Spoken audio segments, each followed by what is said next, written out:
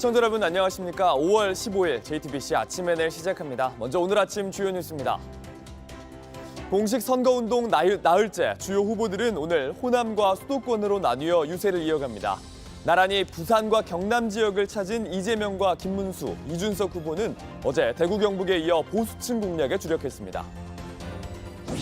더불어민주당이 윤석열 전 대통령의 내란 사건 재판을 맡은 부장판사가 룸사롱에서 여러 차례 접대를 받았다는 의혹을 제기했습니다.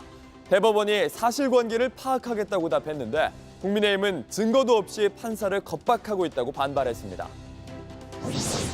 국책연구기관인 한국개발연구원 KDI가 올해 우리나라 경쟁 성장률 0%대 전망을 공식화했습니다. 기존 전망치에서 반토막 난 0.8% 성장인데 내수 침체 신호가 점점 뚜렷해지고 있습니다. 중동을 순방 중인 도널드 트럼프 미국 대통령이 카타르로부터 1,680조 원 규모의 수출과 투자를 유치했다고 발표했습니다. 사우디에 이어 중동 지역에서 안보 협력을 대가로 거액의 오일머니를 챙기는 경제 안보 패키지 빅딜을 맺고 있다는 분석이 나옵니다.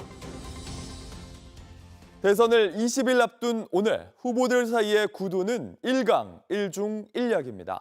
이재명 더불어민주당 후보가 50% 넘는 지지율로 1위를 기록하며 1강 자리를 지켰습니다. 지지율 차이가 모두 오차 범위를 넘어서긴 했지만 국민의힘 김문수 후보의 지지세 결집도 확인됩니다. 최근 민심의 흐름 이재승 기자가 전해드립니다. 어제 나온 여론조사에서 이재명 더불어민주당 후보의 지지율은 51%를 기록했습니다. 김문수 국민의힘 후보는 31%, 이준석 개혁신당 후보는 8%로 1위부터 3위까지의 지지율 차이가 모두 오차 범위를 넘겼습니다. 그럼에도 이재명 후보는 박빙의 승부를 예상한다며 총력전이 필요하다고 말합니다. 지금 낙관적인 전망들을 하는 경우도 있긴 하지만 결국은 아주 박빙의 승부를 하게 될 것이다라는 게 저희 예상이고. 역전을 노리는 김 후보는 한 표를 강조하면서 지지를 호소했습니다. 여러분의 한 표 한 표가 우리 경제를 살립니다. 6월 3일 여러분의 소중한 한 표 한 표가 대한민국 민생 경제를 JTBC 선거 여론조사 메타제이로 최근 민심의 흐름을 분석해봤습니다. 국민의힘에선 후보 교체 혼란을 지나 김문수 후보가 최종 확정된 뒤 어느 정도 지지세가 결집하는 모습이 확인됐습니다. 후보 교체가 시도됐던 5월 9일 28.5%였던 김문수 후보 지지율은 5월 12일 기준 36.6%로 반등했습니다. 이재명 후보와의 지지율 격차도 20%포인트대에서 10%포인트대로 다소 좁혀진 모습입니다. 응답자들이 스스로 밝힌 정치 성향에 따르면 보수층에선 김문수 후보를 지지한다고 답한 비율이 9일 55.9%에서 68.7%까지 높아졌습니다. 다만 이런 보수 결집 기류에도 민주당 이재명 후보가 여전히 큰 폭으로 앞서며 1위를 달리고 있는 점은 변화가 없는 상태입니다. 본격적인 대선 레이스가 막을 올린 상황에서 앞으로 여론이 어떻게 변할지 메타제이 홈페이지에서 확인할 수 있습니다. JTBC 이재승입니다. 선거운동 사흘째인 어제 후보들은 대구 경북을 찾은 데 이어서 이번에도 나란히 낙동강으로 향했습니다. TK에 이어 부산 경남까지 보수의 텃밭이었던 영남권이 격전지가 됐습니다. 배양진 기자입니다. 대구 경북을 거쳐 진보 세력의 험지 부산에 내려온 이재명 민주당 대선 후보는 김영삼 전 대통령을 소환해 국민의힘을 비판했습니다. 민주투사 김영삼의 정치적 고향 맞죠?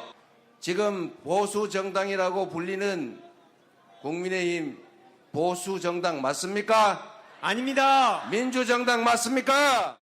또 국민의힘이 공약한 산업은행 부산 이전은 실현 불가능한 약속이라며 대신 해양수산부와 해운업체 HMM을 부산으로 옮겨 북극 항로 시대를 준비하겠다고 했습니다.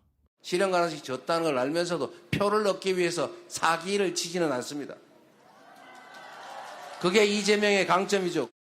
영남권 집토끼 단속에 총력을 쏟고 있는 김문수 국민의힘 후보는 경남 진주에서 큰 절로 지지를 호소했습니다. 우리 국민을 더욱 행복하게 만들 수 있도록 힘을 실어주시면 감사하겠습니다. 저희들이 큰 절을 올리겠습니다. 경남 사천에선 우주항공청, 창원에선 체코 원전 사업 참여업체인 두산 에너빌리티를 잇따라 찾아 미래 산업을 지원하겠다고 약속했습니다. 지금 목표는 2032년에 달 착륙, 2045년에 화성 탐사 계획을 가지고 계시는데 이런 부분을 반드시 실현할 수 있도록 부산에서 집중 유세를 펼친 이준석 개혁신당 후보는 주주 이익을 침해할 수 있는 HMM 이전은 민주당이 추진하는 상법 개정안 취지에 반한다며 이재명 후보를 정면으로 비판했습니다.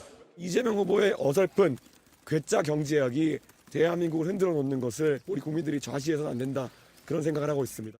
또 김영삼, 노무현 정신을 계승할 후보는 할 말은 하며 정치개혁의 길을 걸어온 자신이라고 강조했습니다. 이재명 후보는 오늘 남해안을 따라 전남 순천, 목포로, 김문수, 이준석 후보는 각각 서울로 향해 유세전을 이어갑니다. JTBC 배양진입니다. 이번 선거에도 딥페이크와의 싸움이 이어집니다. 대선 후보들의 얼굴과 음성을 조작한 가짜 영상들이 빠르게 퍼지고 있는데 선관위와 경찰은 후보들이 욕설하거나 폭행하는 것처럼 조작된 영상들에 대해 집중 단속에 나섰습니다. 윤세미나 기자입니다. 손이 불쑥 들어와 이재명 더불어민주당 대선 후보의 얼굴을 움켜쥡니다. 숨 좀 쉬자는 말풍선과 함께 웃음소리를 덧입혔습니다. 이 후보를 희화화하는 가짜 합성 영상입니다. 단열을 두고 진통을 겪었던 김문수 국민의힘 대선 후보와 한덕수 전 국무총리가 맞붙는 이 영상도 합성된 가짜입니다. 모두 인공지능 기술로 이미지를 합성해 만든 딥페이크 영상입니다. 선거일이 다가오면서 이런 딥페이크 영상은 빠른 속도로 퍼지고 있습니다. 중앙선거관리위원회가 최근 한 달여 동안 삭제 요청한 대선 관련 딥페이크 영상만 1,100건 이상입니다.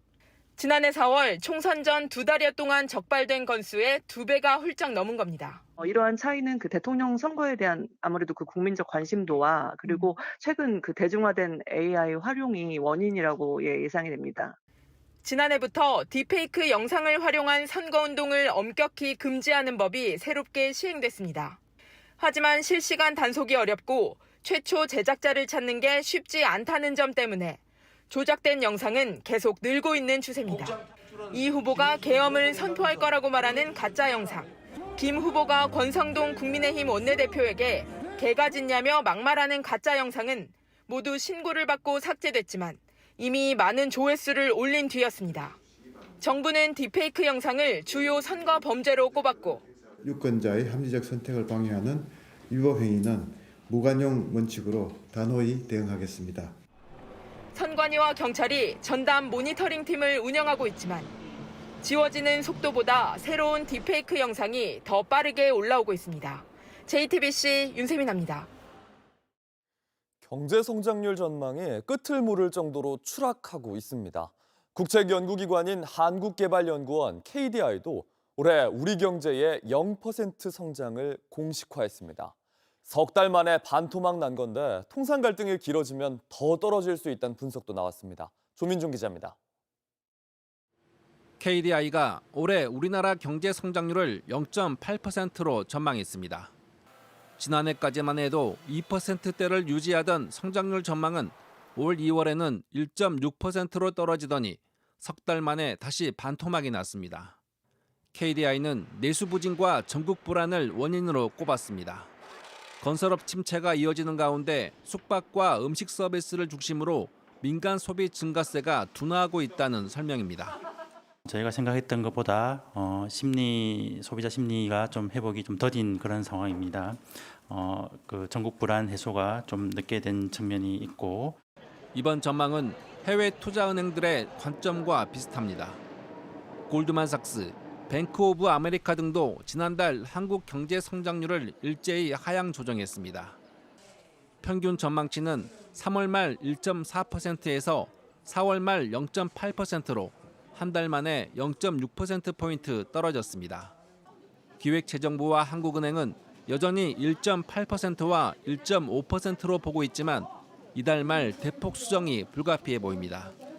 더 큰 문제는 앞으로 더 나아질 기미가 없다는 겁니다. 현재 진행 중인 미국과의 관세 협상에 따라 경제 성장률은 더 떨어질 수 있습니다. KDI는 관세 불확실성에 상품 수출 증가율은 상반기 마이너스 0.7%, 하반기 마이너스 0.2%로 총 0.4% 감소할 거로 내다봤습니다. 현재 관세 수준이 계속 유지되는 그것이 저희의 전제입니다. 10%가 있는데 유예가 안 되고 관세가 올라간다면 0.8보다 하회를 할 것이고요. 관세 협상이 잘 풀린다 해도 성장률 반등이 어렵다는 분석도 나옵니다. 경제 기초 체력인 잠재 성장률 역시 인구 절벽과 맞물려 반등 없이 계속 내려앉고 있습니다. KDI는 성장률 하락에 따른 재정 건전성을 지키기 위해 신중한 전략이 필요하다고 주문했습니다. JTBC 조민주입니다. 온라인에서 화제가 된 뉴스, 화제가 될 뉴스를 골라 전해드립니다. 아침엔 소셜픽입니다. 지난해 동덕여대에선 학교를 남녀공학으로 전환하는 문제를 계기로 학내 시위가 이어졌습니다. 이 사건 6개월 만에 학교가 학생들에 대한 형사고소를 취소했습니다. 어제 동덕여대 총학생회가 올린 공지문입니다. 10차례 넘게 학교 측과 소통한 끝에 학생 19명에 대한 형사고소를 철회하겠다는 입장을 전달받았다고 알렸습니다. 고소 취하와 별개로 경찰 수사에 대해서 학교가 처벌 불원서를 제출했다고도 했습니다. 지난해 11월 학교가 공학 전환을 논의했다는 사실이 알려지면서 동덕여대 학생들은 학교를 점거하고 붉은 레커를 칠하면서 반대 시위를 벌였습니다. 유튜버와 안티페미니스트 등 외부 세력까지 학교에 모여들면서 동덕여대 공학 전환은 교내 문제에서 사회 문제로까지 번졌습니다. 결국 학교가 54억 원의 피해를 주장하며 총학생회장 등 21명의 학생을 형사 고소하기까지 이르렀는데 6개월 만에 긴 논의가 끝난 셈입니다. 동덕여대 또한 오늘 학내 구성원들의 상처에 유감을 표하는 총장 명의의 담화문과 함께 관련 내용을 정리할 걸로 전해졌습니다. 지난 12일 미국 트럼프 대통령이 중국과의 무역 협상 결과를 발표했죠. 여기서 한 통일이라는 말이 대만을 불안하게 만들었습니다. And they've agreed to open China, fully open China. And I think it's going to be fantastic for China. I think it's going to be fantastic for us. And I think it's going to be great for unification and peace.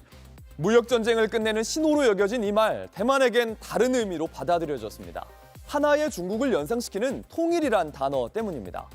미국 대사관 격의 미국 제대만협회는 미중 무역 관계에 대한 말이다 이렇게 진화에 나섰고 백악관도 무역 관계를 칭한 말이라면서 선을 그었습니다. 대만 관련 문제가 논의된 것 아니냐 이런 의혹에 대만 총통실도 관련 논의는 없었다고 밝혔습니다. 하지만 중국의 대만 담당 기구인 국무원 대만 사무 판공실 기자회견에서 관련 질문을 받고 주목하고 있다 이렇게 답했습니다. 중국의 관영지인 글로벌타임즈, 대만 라이칭더 행정부의 대응이 불안감을 강조하고 있다며 미중 합의를 두려워하는 모습이 긴장감을 불러일으키고 있다고 보도했습니다. 국내 점유율 1위 메신저 카카오톡에 새 기능이 추가됩니다. 상대가 메시지를 입력하고 있는 상태를 알려주는 기능입니다. 카카오톡 대화창 노란색 말줄임표가 깜빡이는 모습. 메시지가 도착하기 전에 상대가 지금 입력하고 있다 이렇게 알려주는 겁니다. 내가 입력하고 있을 때 상대에게도 똑같이 보입니다. 우선 새 기능을 도입하기 전에 시험해보는 실험실에서 이 기능 켜거나 끌 수도 있는데요. 카카오는 이용자들이 소통과 대화 맥락이 끊기지 않도록 지원을 하고 실제 오프라인 대화와 같은 경험을 제공하기 위해 이 기능을 적용했다고 밝혔습니다. 하지만 이 업데이트에 썩 좋은 반응만 있는 건 아닌데요. 온라인에선 고민하다 지우고 답을 안 할 때도 있는데 내 상태를 굳이 알려주고 싶지 않다 이런 댓글 자주 보입니다. 인스타그램 같은 해외 메신저에서는 이미 쉽게 볼 수 있는 기능인데 이용자 반응 어떨까요? 영국의 데일리 메일은요, 메신저 왓츠앱에 이 기능이 도입이 됐을 때 의도적으로 불안감을 주도록 설계된 것 같다면서 사용자들이 분노하고 있다고 보도했습니다. 물론 새 업데이트에 대한 선호의 목소리도 담겼습니다. 바람처럼 나타났다 소리 없이 사라질 수 있다는 실험실 기능, 과연 카카오톡에 정식으로 도입될까요?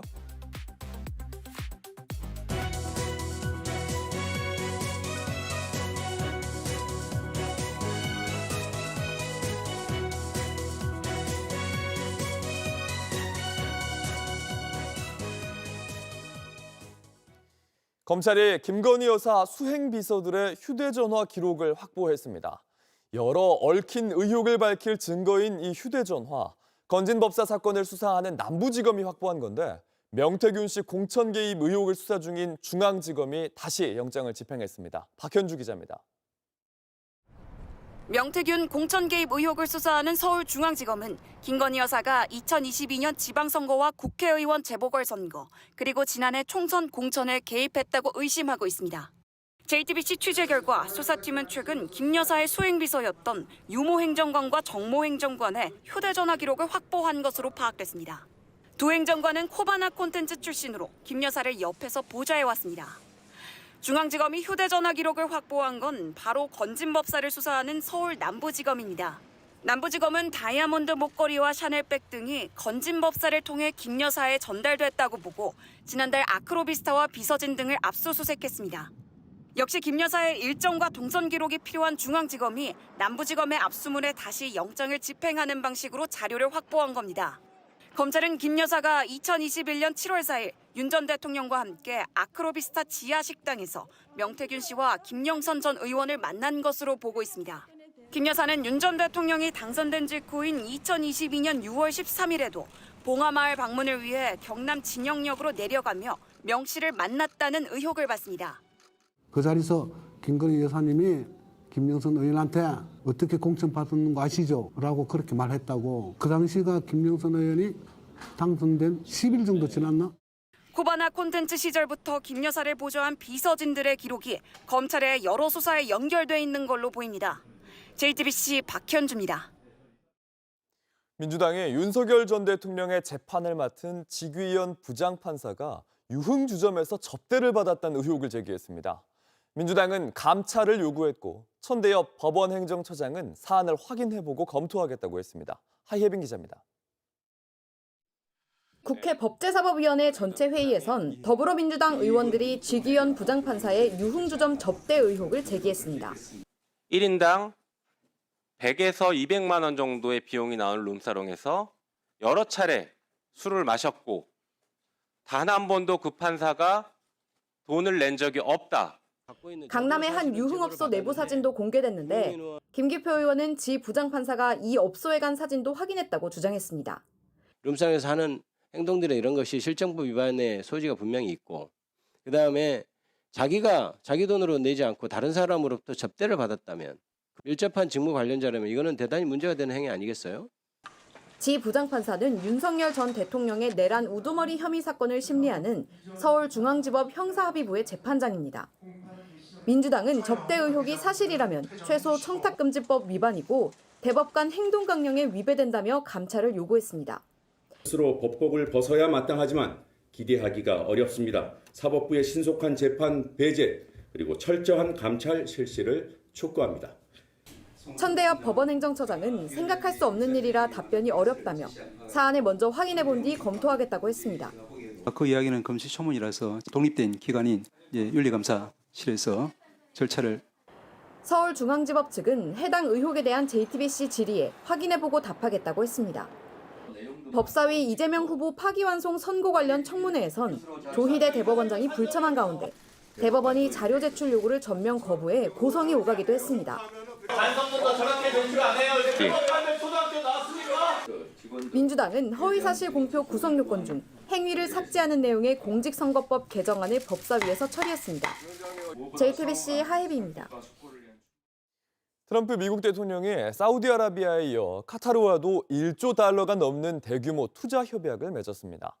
중동에 지원하는 안보를 오일머니 투자로 맞바꾼 건데 과도하게 성과를 부풀리고 있다는 지적도 나옵니다. 워싱턴 정강현 특파원입니다.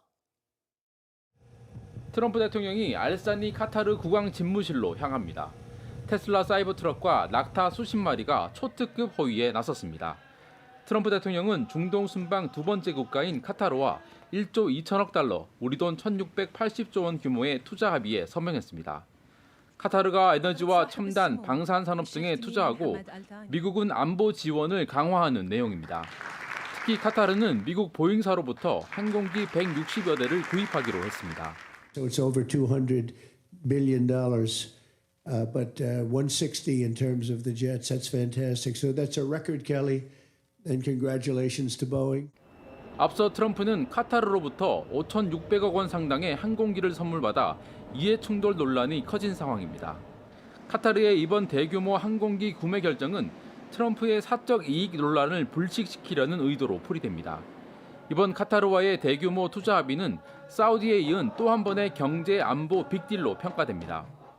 트럼프 대통령은 안보 지원을 약속하는 대가로 대규모 투자를 유치하는 방식으로 중동 국가들과 협약을 맺고 있습니다. 관세 정책으로 자국 내 반발 여론이 커지자 이른바 오일머니를 노린 안보 경제 빅딜을 통해 가시적인 경제 성과를 내려는 의도로 분석됩니다. 다만 미국 언론들은 트럼프가 과도하게 성과를 부풀리고 있다는 지적도 내놨습니다. 실제 트럼프는 이날 카타르의 보잉기 구입 비용이 2천억 달러가 넘는다고 했지만 백악관 설명 자료에 따르면 960억 달러에 그쳤습니다. 워싱턴에서 JTBC 정강현입니다. 밤사이 고속도로에선 달리던 차에 불이 붙고 화물차가 옆으로 쓰러지는 등 사고가 잇따랐습니다. 전국 곳곳에선 대선 후보들의 현수막이 찢기고 뜯어졌다는 신고가 늘면서 경찰이 수사에 나섰습니다. 사건 사고 소식 이승환 기자입니다. 멈춰선 화물차 옆부분에서 불길이 피어오릅니다. 차를 집어삼킨 불은 주변까지 번지기 시작합니다. 신고를 받고 출동한 소방대원들이 분주히 움직이며 진화에 나섭니다. 어젯밤 10시 50분쯤 영동고속도로 인천 방향 서창분기점 근처를 달리던 대형 화물차에서 불이 났습니다. 차와 도로 시설물을 태운 불은 약 30분 만에 꺼졌고 다친 사람도 없었습니다. 경찰과 소방당국은 정확한 화재 원인을 조사하고 있습니다. 고속도로 한복판 대형 화물차 한 대가 옆으로 누워 있습니다. 견인차가 차를 세우는 사이 좁아진 도로를 차들이 거북이 걸음으로 지나갑니다.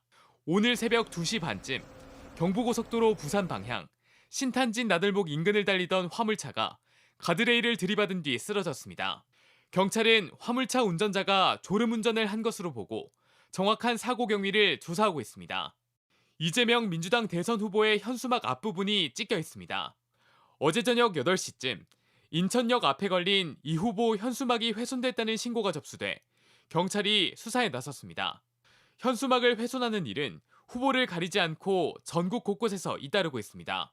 충북 증평에선 얼굴 부분이 찢겼고 경북 예천에선 담뱃불에 구멍이 났습니다. 지난 13일 강원 삼척에선 유세차를 부수는 일도 벌어졌습니다.